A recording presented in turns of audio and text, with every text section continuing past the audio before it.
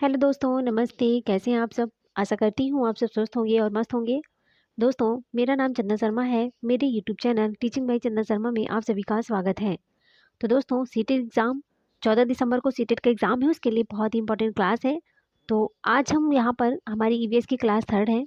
हमने 2 क्लास को ऑलरेडी करवा चुके हैं, आप लोग जाकर चैनल पर देख सकते हैं। और ये सारे क्वेश्चन प्रीवियस ईयर हैं दोस्तों, तो आप लोग इस क्लास को लेना बिल्कुल नहीं भूलेंगे, बहुत ही ज़्यादा इंपॉर्टेंट क्लास है।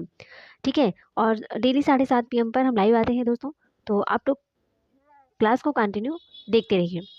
और जितने लोग चैनल पर पहली बार विजिट कर रहे हैं वो चैनल को सब्सक्राइब करके बेल आइकन को प्रेस करेंगे, जिससे नेक्स्ट नोटिफिकेशन उन तक जरूर पहुंचे। चलिए, सेशन को आप लोग फटाफट लाइक कर दीजिए। लाइक करने के साथ साथ इसको अपने दोस्तों, है ना, दोस्त सहेली जो भी हैं, आप लोग वहां तक इस वीडियो को शेयर कर दीजिए। लाइक करने के साथ साथ अब इसको शेयर कर दीजिए। ठीक है, चलो। तो यहाँ पर स्क्रीन पर देख सकते हो हमारा पहला क्वेश्चन है। पहला क्वेश्चन है दोस्तों कि साबिया ने अपने चित्र में आकाश को हरा और पेड़ को नीला रंग का किया। साबिया ने अपने चित्र में आकाश को हरा और पेड़ को नीला रंग किया, उसके शिक्षक को पहले क्या करना चाहिए? ऑप्शन पहला है कि साबिया से आकाश और पेड़ का चित्र देखने के लिए कहें और चित्र फिर से बनाने को कहें। ऑप्शन सेकेंड है कि साबिया को बताएं कि आकाश नीला होता है और पेड़ हरे होते हैं और उसने गलत रंग किया है। ऑप्शन थर्ड है कि उसके चित्र की सराहना करें और पूछें कि उसने इन रंगों का चयन क्यों किया। और ऑप्शन चौथा है कि साबिया को बगीचे में ले जाएं और उसे आकाश का पेड़ देखने दें। अब आपको बताना है इसमें से राइट आंसर क्या होगा। क्वेश्चन कहता है शबिया ने अपने चित्र में आकाश को हरा और पेड़ को नीला रंग किया, उसके शिक्षक को पहले क्या करना चाहिए? इस चारों ऑप्शन में आपको बताना है कि कौन सा आंसर सही होगा। देखिए, यहाँ पर राइट आंसर की बात करेंगे दोस्तों। देखिए, यहाँ पर देख सकते हो स्क्रीन पर सबिया से आकाश और पेड़ का चित्र देखने के लिए कहेंगे और चित्र फिर से बनाने को कहेंगे, ये ऑप्शन गलत है। सबिया को बताएं कि आकाश नीला होता है और पेड़ हरे होते हैं और उसने गलत रंग किया है, ये भी गलत है ऑप्शन। ऑप्शन थर्ड हमारा कि उसके चित्र की पहले तो हमें उसने जो पेंटिंग बनाया है, जो मतलब कि कलर किया है, उसे हम क्या करेंगे, उसकी सराहना करेंगे और पूछेंगे कि उसने इन रंगों का चयन क्यों किया। बेटा, आपने इन रंगों का चयन क्यों किया? कुछ सोच कर तो बच्चे ने किया, तो इसलिए यहाँ पर राइट आंसर हो जाएगा तीसरा, है ना। और चौथा नहीं होगा, तो यहाँ पर राइट आंसर हो जाएगा तीसरा। चलो जी, आगे देखते हैं। नेक्स्ट क्वेश्चन है। नेक्स्ट क्वेश्चन हमारा है कि the syllabus of EVS is organised in which of the following manner. पर्यावरण अध्ययन का पाठ्यक्रम निम्नलिखित में से किस प्रकार संगठित है? ऑप्शन पहला है beginning for child's immediate surrounding to the wider environment. Option B है beginning for wider environment to the child's immediate surrounding है। Beginning for child as self to self in largest content. Beginning from self in largest content to child as self. अब आपको इसमें option सही option बताना है कि कौन सा होगा। बच्चे के निकटस्थ परिवेश से प्रारंभ होकर व्यापक पर्यावरण तक, व्यापक पर्यावरण से प्रारंभ होकर बच्चे के निकटस्थ परिवेश तक। बताइए।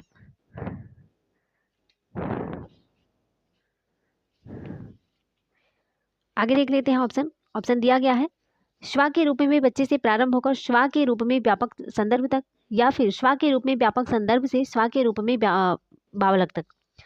तो यहाँ पर राइट आंसर हो जाएगा दोस्तों, यहाँ पर राइट आंसर हो जाएगा ए और सी होगा। स्वा के रूप में बच्चे से प्रारंभ होकर श्वा के रूप में व्यापक संदर्भ होगा। और इधर देख लेते हैं, पहला होगा कि बच्चे के निकटस्थ परिवेश से प्रारंभ होकर व्यापक पर्यावरण तक, है ना। तो यहाँ पर पहला और ए और सी ऑप्शन हो जाएगा, ए और सी। ठीक है, ऑप्शन तीसरा इसका राइट आंसर हो जाएगा। चलो आगे देखते हैं। क्वेश्चन हमारा है 43 नंबर का क्वेश्चन है which of the following statement is most suitable regarding how children learn about environment. निम्नलिखित में से कौन सा कथन बच्चे के पर्यावरण से सीखने के बारे में सर्वाधिक उपयुक्त है? ऑप्शन पहला है कि बच्चे अपने प्रयासों से अकेले सीखते हैं। बच्चे पर्यावरण से अंतः क्रिया द्वारा सीखते हैं।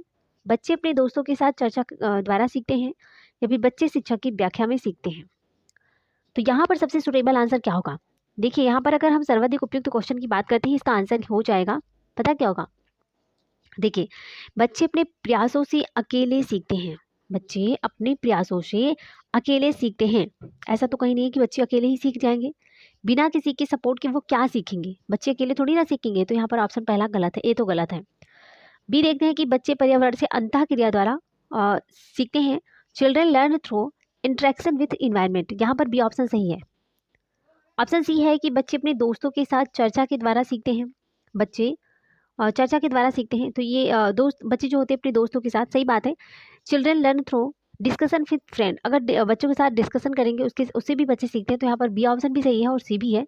डी देख लेते हैं कि children learn through explanation by teachers, बच्चे शिक्षक की व्याख्या से सीखते हैं, ऐसा नहीं है। तो यहाँ पर राइट आंसर हो जाएगा बी और सी, ऑप्शन दूसरा इज द राइट आंसर हो जाएगा, है ना। बच्चे जो होंगे वो पर्यावरण से अंतःक्रिया के द्वारा सीखते हैं और बच्चे अपने दोस्तों के साथ चर्चा के द्वारा सीखते हैं, तो यहाँ पर बी और सी राइट आंसर हो जाएगा, बी और सी राइट आंसर। ठीक है, चलो आगे देखते हैं। नेक्स्ट क्वेश्चन है, consider the following statement A and B. Statement A है, in Manali house are constructed with wood slanting roof and elevated on strong bamboo pillars. Statement B है, Manali receives a lot of rain and snowfall. Choose the correct options. निम्नलिखित कथन ए और B पर विचार करिए। और कथन ए कहता है कि मनाली में ढालू छतों वाले मजबूत बांसों के खंभों पर बने ऊंचे उठे हुए लकड़ी के घर बनाए जाते हैं। कथन बी कहता है कि मनाली में बारिश बहुत होती है और बर्फ भी पड़ती है। अब आपको सही विकल्प बताना है। ए गलत है परंतु बी सही है, ए बी दोनों सही है, ए बी दोनों गलत है, या ए सही है बी गलत है। बताइए इसका राइट आंसर क्या हो जाएगा। अगर हम इसके राइट आंसर की बात करते हैं दोस्तों, तो यहाँ पर कथन ए जो है वो गलत है। कैसे गलत है, देखिए जो मनाली है, मनाली में घर लकड़ी ढालू छतों से बनाए जाते हैं, लेकिन मजबूत बांस के खंभों पर ऊंचे नहीं बनाए जाते हैं, है ना। मनाली में क्या होता है, मनाली में जो घर होता है वो लकड़ी ढालू छतें से बनाई जाती है, लेकिन मजबूत बांस के खंभों से नहीं बनाए जाते। मनाली में वर्षा बहुत होती है और बर्फ भी पड़ती है, बात सही है। तो यहाँ पर कथन बी तो सही है, लेकिन कथन ए में जो ये मजबूत बांसों वाली है ऑप्शन गलत है। तो यहाँ पर हो जाएगा कि ए गलत है और बी सही है, ऑप्शन पहला इज द राइट आंसर हो जाएगा। उम्मीद करती हूँ आप लोगों को अच्छे से समझ में आ रहा होगा दोस्तों। बहुत ही इंपॉर्टेंट क्लास है, सो प्लीज़ आप लोग इसको इस सेशन को शेयर कर दीजिए और लाइक कर दीजिए, है ना। और जितने लोग चैनल पर विजिट कर रहे हैं पहली बार, वो चैनल को सब्सक्राइब करके बेल आइकन को जरूर प्रेस करेंगे। चलिए आगे देखते हैं। नेक्स्ट क्वेश्चन है, निम्न में पौधों के निम्नलिखित मुख्य कार्यों पर विचार कीजिए। ए कहता है भोजन का उत्पादन और भंडारण करना। बी कहता है पौधे को शक्ति और सहारा देना। सी कहता है कि पौधे के अन्य भागों को जड़ों से जल और खनिज का स्थानांतरण करना। तने का मुख्य कार्य क्या होता है। बी और सी होगा, केवल बी होगा, ए और बी होगा, या फिर ए बी और सी होगा। बताइए इसका राइट आंसर क्या हो जाएगा। देखिए पौधे का जो भोजन का उत्पादन और भंडारण करना, ये नहीं होगा। पौधों को शक्ति और सहारा देना, पौधों के अन्य भागों को जड़ों से जल और खनिज का स्थानांतरण करना, यहाँ पर बी और सी, केवल बी और सी होगा। ए ऑप्शन गलत है ना। तो यहाँ पर केवल बी गलत है, ए और बी गलत है, ए बी और सी गलत है, क्योंकि इसमें ए ऑप्शन ही गलत है। तो यहाँ पर राइट आंसर हो जाएगा दोस्तों केवल बी और सी, पहला option is the right answer है ना। क्योंकि जो पौधे होते हैं दोस्तों, पौधों को शक्ति और सहारा देना और पौधों के अन्य भागों को जड़ों से जल और खनिज का स्थानांतरण करना तने का इंपॉर्टेंट वर्क होता है। चलिए आगे देखते हैं। नेक्स्ट क्वेश्चन है, दोस्तों, what are the red flowers that bloom in spring in Kashmir called. Kashmir में बसंत ऋतु में लाल रंग के फूल खिलते हैं, उनको क्या कहते हैं। रोज बोलेंगे, सनफ्लावर, बुरांस, या फिर चंपा। बताइए कश्मीर में बसंत ऋतु में लाल रंग के फूल खिलते हैं, उनको क्या बोलते हैं। उनको हम बोलते हैं, पता क्या बोलते हैं उसको, बुरांस बोलते हैं। ऑप्शन सी हो जाएगा बुरांस, ठीक है। ऑप्शन तीसरा इज द राइट आंसर। जो बुरांस होते हैं ये रोडोडेंड्रॉन के नाम से, किसके नाम से, रोडोडेंड्रॉन के नाम से जाने जाते हैं, ठीक है, रोडोडेंड्रॉन के नाम से। कश्मीर में बसंत ऋतु में ये फूल खिलते हैं, इनका जो रंग होता है लाल होता है। बुरांस का जो पेड़ होता है ना, वो कहाँ पर होता है, तो उत्तराखंड में। कहाँ पर दोस्तों, उत्तराखंड में। ये उत्तराखंड का राज्य वृक्ष है, ठीक है। रोडोडेंड्रॉन जो होता है ये उत्तराखंड का राज्य वृक्ष है। ये इंपॉर्टेंट क्वेश्चन है, आप लोग इसको नोट डाउन कर लिए, क्या पता ये एग्जाम में पूछ ही ले। और प्रीवियस ईयर सारे क्वेश्चन नहीं है, आप लोग अंदाजा लगा सकते हो। जितने लोगों ने एग्जाम दिया होगा ना सीटेट का, तो उन्हें पता होगा ना क्वेश्चन का लेबर देखकर कि हाँ क्वेश्चन ऐसे ही पूछे जा रहे हैं। चलिए नेक्स्ट क्वेश्चन है कि प्राथमिक स्कूल की अध्यापिका नीना अपने विद्यार्थियों के साथ पर्यावरण अध्ययन की कक्षा में विभिन्न क्षेत्रों में मनाए जाने वाले फसलों की कटाई से संबंधित त्योहारों पर चर्चा करती है। उसके द्वारा उल्लेखित फसलों की कटाई से संबंधित त्योहारों के समूह का चयन कीजिए। मैं थोड़ा इंग्लिश में एक्सप्लेनेशन कर देती हूँ दोस्तों। Neena a primary teacher discuss various harvest festival celebrate in different region in EVS class with her student. Select the set of harvest festivals she maintain. Option पहला है बिहू, बैसाखी, मकर संक्रांति, लोहड़ी।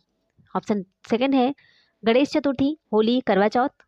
तीसरा है पोंगल, दिवाली, ईद है, या फिर गुड़ी पड़वा, नवरात्रा, गुरुपूरब। बताइए इसका राइट आंसर क्या हो जाएगा। अगर हम इसके राइट आंसर की बात करते हैं दोस्तों तो यहाँ पर राइट आंसर हो जाएगा पहला बिहू। ये बैसाखी, मकर संक्रांति और लोहड़ी त्योहार फसलों की कटाई के समय ही मनाए जाते हैं। बिहू तो असम का है ना। और ये जो त्योहार होते हैं ना वो अलग अलग स्टेट में अलग अलग तरीकों से मनाए जाते हैं। जैसे कि बिहू की बात करेंगे तो ये असम में है। बिहू असम में ही इंपॉर्टेंट क्वेश्चन है, ये तो बहुत इंपॉर्टेंट ये क्वेश्चन है। बिहू दोस्तों बहुत इंपॉर्टेंट है। बिहू असम है। बैसाखी जो है बैसाखी जो है वो पंजाब में। मकर संक्रांति की बात करते हैं तो पूरे भारत में मकर संक्रांति दोस्तों ये पूरे भारत में मनाया जाता है, पूरे भारत में। लोहड़ी की बात करते हैं तो ये पंजाब का खास त्योहार है। पंजाब का खास त्योहार लोहड़ी है। ओके चलो जी आगे देखते हैं। नेक्स्ट क्वेश्चन है 49 नंबर का मेरा क्वेश्चन है, इंपॉर्टेंट है।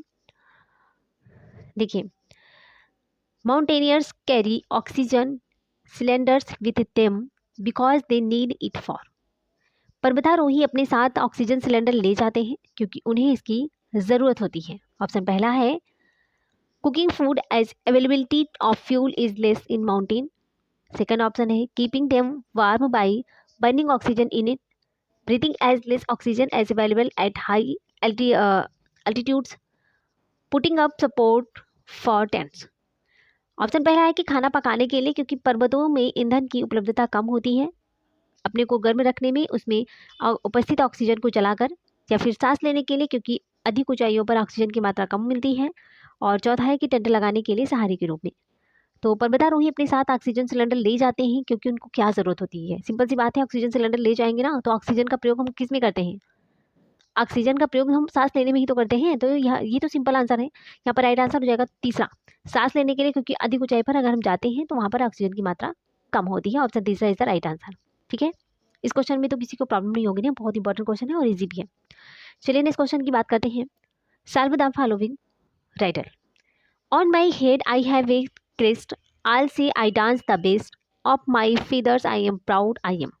Parrot, Dove, duck, peacock. निम्नलिखित पहेली हल कीजिए। सिर पर मेरे ताज है, सुंदर नाच दिखाता हूँ, सुंदर पंखों पर नाच है, मैं हूँ। मैं कौन हूँ? तोता हूँ, पाखरा है, बत्तख, सुरखाव है, या फिर मोर है। तो ये भी इंपॉर्टेंट क्वेश्चन है और वेरी इजी क्वेश्चन है। तो राइट आंसर हो जाएगा पिकाक। पिकाक के ही तो पंख होते हैं, है ना, सिर पर ताज होते हैं, है ना। तो इम्पॉर्टेंट क्वेश्चन है और इजी भी है। कितनी सुंदर पहेलियाँ हैं। आप लोग ना आज इसे अपने घर पर बुझाइएगा सबको, देखिए कौन कौन पकड़ पाता है। वैसे सब लोग पकड़ लेंगे, चौथा ऑप्शन है। ठीक है, चलो जी आगे देखते हैं। नेक्स्ट क्वेश्चन है fermentation is conversion of sugar into alcohol, east into alcohol, sugar into CO2, east into CO2। खमीरीकरण एक परिवर्तन की प्रक्रिया है, शर्करा को एल्कोहल में बदलने की, खमीर ईस्ट को एल्कोहल में बदलने की, शर्करा को कार्बन डाइऑक्साइड में बदलने की, खमीर ईस्ट को कार्बन डाइऑक्साइड में बदलने की। अब बताइए इसका राइट आंसर क्या हो जाएगा। चलो बताओ, सब लोग बताओ इसका राइट आंसर क्या हो जाएगा। अगर हम खमीरीकरण की बात करते हैं, खमीरीकरण एक परिवर्तन की प्रक्रिया है। खमीरीकरण एक परिवर्तन की प्रक्रिया है। फर्मेंटेशन एक प्रकार का केमिकल प्रोसेस है ना। क्या है? केमिकल प्रोसेस है। तो यहाँ पर राइट आंसर क्या हो जाएगा दोस्तों, इसका राइट आंसर क्या हो जाएगा बताइए। मैंने तो आंसर ही बता दिया। खैर छोड़िए, इसका राइट आंसर हो जाएगा दोस्तों पहला, शर्करा को अल्कोहल में बदलने की। ठीक है, ऑप्शन पहला is the right answer. Option is the right answer हो जाएगा। चलो आगे देखते हैं। 42 नंबर है, sprouting in seeds can take place in the absence of sunlight, air, moisture, moderate temperature. बीजों का अंकुरण किसकी अनुपस्थिति में हो सकता है? सूर्य के प्रकाश के, वायु के, नमी के या भी मध्यम ताप के। चलिए बताइए इसका राइट आंसर क्या हो जाएगा। बीजों का जो अंकुरण होता है, बीजों का अंकुरण, दोस्तों बीजों का जो अंकुरण है, सीड जर्मिनेशन, उस प्रक्रिया को कहते हैं। किस प्रक्रिया को कहते हैं बताइए, किसमें अनुपस्थित होता है? तो यहाँ पर राइट आंसर हो जाएगा दोस्तों सूर्य के प्रकाश में। ऑप्शन पहला इज द राइट आंसर है। देखिए जो सीड जर्मिनेशन है उस प्रक्रिया को कहते हैं, उस प्रोसेस को कहते हैं जिसमें बीज एक पौधे में बदलने लगता है। ये मुख्य रूप से तब होता है जब बीज को आवश्यक पदार्थ और वातावरण मिल जाता है। इसके लिए सही तापमान, है ना, सही टेम्परेचर, जल और वायु की आवश्यकता होती है। सूर्य का जो प्रकाश होता है वो हर बीज के अंकुरण के लिए अनिवार्य नहीं है। तो बीजों के अंकुरण की बात करेंगे दोस्तों, सीड जर्मिनेशन की। किसकी? Seed germination. सीड जर्मिनेशन उस प्रक्रिया को कहते हैं जिसमें बीज एक पौधे में बदलने लगता है। कि मुख्य रूप से तब होता है जब बीज को आवश्यक पदार्थ और वातावरण मिल जाता है। इसके लिए सही तापमान, जल और वायु की आवश्यकता होती है। सूर्य का जो प्रकाश होता है हर बीज के अंकुरण के लिए अनिवार्य नहीं है, लेकिन कुछ बीज होते हैं जो सूर्य प्रकाश के बिना अंकुरित ही नहीं होते हैं। कुछ बीज ऐसे भी होते हैं जो सूर्य के प्रकाश के बिना अंकुरित नहीं होते, लेकिन ज़रूरी भी नहीं कि सारे बीजों के लिए इंपॉर्टेंट ही है। तो यहाँ पर राइट आंसर हो जाएगा सूर्य का प्रकाश, सनलाइट। चलिए आगे देखते हैं। नेक्स्ट क्वेश्चन है दोस्तों, नेक्स्ट क्वेश्चन है हमारा, the process of cooling due to evaporation is slow when the area of the water surface in contact with the atmosphere increases and the atmospheric temperature is high, increases and the atmospheric temperature is low, decreases and the atmospheric temperature is high, decreases and the atmospheric temperature is low। वाष्पन के कारण शीतलन की प्रक्रिया तब धीमी होती है जब वायुमंडल में जल के खुले पृष्ठ का क्षेत्रफल बढ़ता है और वायुमंडलीय ताप उच्च होता है, बढ़ता है और वायुमंडलीय ताप निम्न होता है, घटता है और वायुमंडलीय ताप उच्च होता है, घटता है और वायुमंडलीय ताप निम्न होता है। बताइए इसका राइट आंसर क्या हो जाएगा। देखिए इसका राइट आंसर हो जाएगा कि वाष्पन के कारण शीतलन की जो प्रक्रिया होती है तब धीमी होती है जब वायुमंडल में जल के खुले पृष्ठ का क्षेत्रफल घटता है और वायुमंडलीय ताप निम्न होता है। यहाँ पर चौथा इस राइट आंसर हो जाएगा, है ना, चौथा ऑप्शन राइट है। चलिए आगे देखते हैं। नेक्स्ट क्वेश्चन है, which one the following is not a kharif crop. नहीं पूछा गया है। नाट वाले क्वेश्चन को आप लोग अच्छे से जरूर पढ़ लीजिएगा क्योंकि यहीं पर बच्चे गलती कर देते हैं। तो which one the following is not a kharif crop. हाँ बताइए, राइस होगा, माइज, सोयाबीन, व्हीट। बताइए कौन सी खरीफ की फसल नहीं है। तो खरीफ की फसल नहीं है दोस्तों, कौन सी नहीं है, गेहूं नहीं है। ऑप्शन चौथा इसका राइट आंसर। ये रबी की फसल है, गेहूं रबी की फसल है, बाकी धान, मक्का, सोयाबीन ये सारी चीज़ें खरीफ की फसल है। चलिए जिस क्वेश्चन में हमें समय नहीं लेना ना उसको हम जो है स्किप करके हम जल्दी जल्दी आगे प्रोसेस करते हैं। नेक्स्ट क्वेश्चन है, हम यहाँ पर देख सकते हैं 56 नंबर का क्वेश्चन है, with the increase in poaching of deer in the following food chain, grass, deer, tiger, what will happen to the food chain after a few years.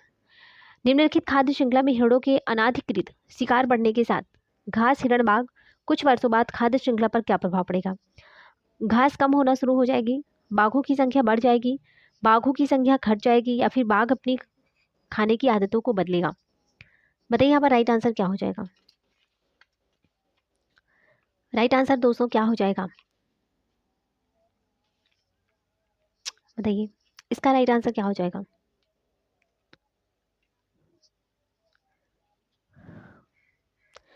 यहाँ पर राइट आंसर हो जाएगा बाघों की संख्या जो है वो घट जाएगी। कैसे, चलिए इसका हम एक्सप्लेनेशन कर देते हैं। देखिए जो खाद्य श्रृंखला है, जैसे घास है, घास को हिरण खाता है, हिरण को बाघ खाता है।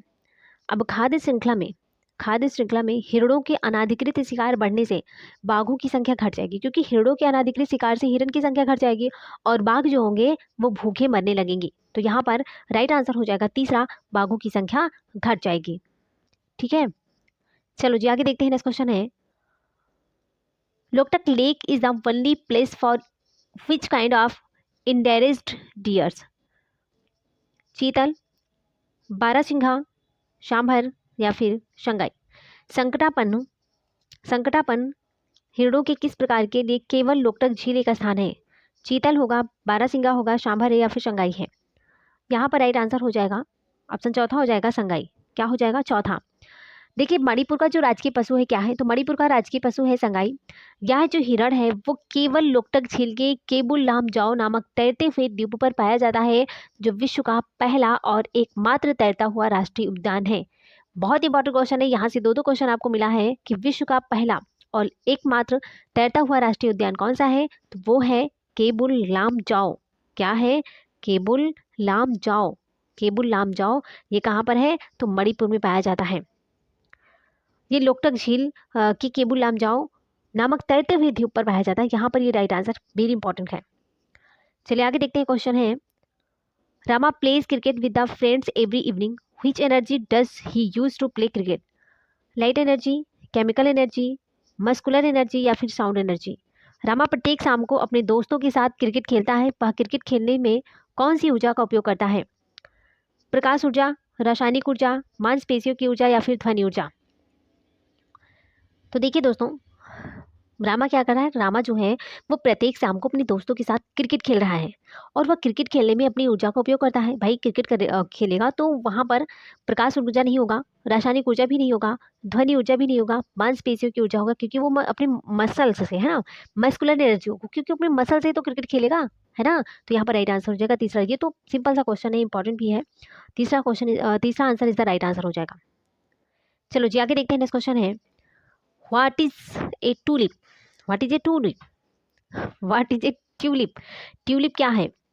एक प्रकार का वृक्ष है, एक फूल वाला पौधा जो अपने कप के आकार के फूलों के लिए जाना जाता है, या पक्षियों की प्रजाति है, या एक प्रकार की सब्जी है? बताइए ट्यूलिप क्या होता है? देखिए दोस्तों, इसका राइट आंसर हो जाएगा ऑप्शन बी हो जाएगा, दूसरा। कैसे? ट्यूलिप दोस्तों ये फूल वाले पौधे हैं। ट्यूलिप फूल वाले पौधे हैं जो अपने विशिष्ट कप के आकार के फूलों के लिए पहचाने जाते हैं। ये विभिन्न प्रकार के जीवंत रंगों में आते हैं और आमतौर पर बसंत बगीचों से जुड़े होते हैं। ठीक है, तो यहाँ पर ऑप्शन दूसरा इसका राइट आंसर हो जाएगा। चलो आगे देखते हैं। नेक्स्ट क्वेश्चन है, select a group of food items which are obtained from the same part of the plant. खाद्य पदार्थों के समूह का चयन करिए जिन्हें पौधे के एक ही भाग से प्राप्त किया जाता है।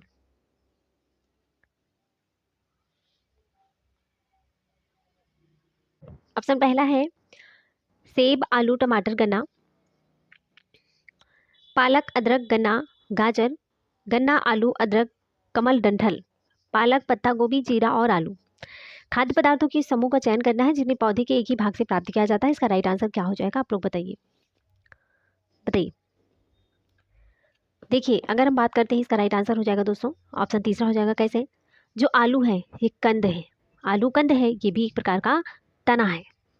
प्याज बल्ब है, प्याज क्या है? तो बल्ब है, एक संशोधित तना है। अदरक की बात करते हैं दोस्तों, तो अदरक की बात करते हैं तो ये प्रकंद है। अदरक प्रकंद है, एक प्रकार का भूमिगत तना होता है। लहसुन की बात करते हैं दोस्तों, तो लहसुन क्या है? तो लहसुन बल्ब है, ये भी एक संशोधित तना है। तो प्याज लहसुन एक संशोधित तना है। गन्ना भी तना है, ये असली तना होता है। कमल का जो तना होता है ये संशोधित भूमिगत तना होता है, इसको प्रकंद बोलते हैं। तो उम्मीद करती हूँ आपको समझ में आ गया है। पर तीसरा ऑप्शन जो है वो राइट आंसर है, क्योंकि खाद्य पदार्थ के उस समूह का चयन करना है जिन्हें पौधे के एक ही भाग से प्राप्त किया जाता है। तो गन्ना है, आलू है, अदरक है और कमल डंठल, ये एक ही मतलब एक ही तने के एक ही भाग से प्राप्त किया जाता है। चलो, तो यहाँ पर राइट आंसर दोस्तों, यहाँ पर हमारे क्वेश्चन समाप्त होते हैं। थैंक्स फॉर वाचिंग, दिल से बने रहने के लिए। तो यहाँ पर हमने अच्छे खासे क्वेश्चन आपको करवा दिए हैं और इम्पोर्टेंट क्लास थी। तो आप लोग अपना प्यार और सपोर्ट बनाए रखिए इस चैनल पर, और उम्मीद करती हूँ कि आपकी सीटेट में मैं 100+ मार्क्स करवाऊँगी। ये मेरा वादा है आपसे, है ना। बस आप लोग अपना प्यार और सपोर्ट बनाए रखिए। तो मैं कल सोच रही थी कि मैं अब कल थोड़ा हिंदी की क्वेश्चन लेकर आती हूँ, हिंदी पेडागोजी के कुछ इंपॉर्टेंट क्वेश्चन लेकर आऊँगी आप लोगों के लिए। तो बस आप लोग बने रहिएगा और 7:30 बजे आप लोग लाइव आ जाइएगा, ठीक है।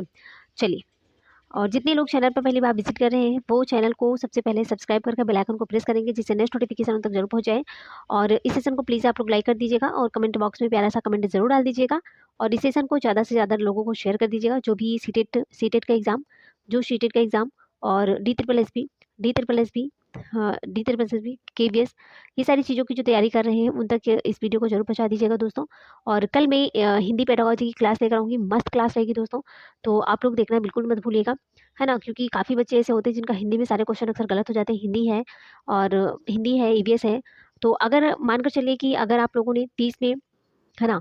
ये मानकर चलिए कि अगर आपका ईवीएस में अगर आपने 30 में अगर आपने 25 कर लिया, 25-30 ईवीएस में कर लिया, और मतलब कि 27, 28, 28 नंबर तो आप सीडीपी में कर लेंगे, है ना? और हिंदी में कर सकते हो, 25 कर सकते हो, और संस्कृत में कर सकते हो आप लोग। 25 तो कर ही सकते हो संस्कृत में भी। और रह गया क्या? मैथ, जिसका इंग्लिश है, संस्कृत है, तो इंग्लिश वाले भी 25 नंबर तक पा ही जाएँगे और संस्कृत वाले भी 25 नंबर पा जाएँगे। बची बात हमारी क्या है?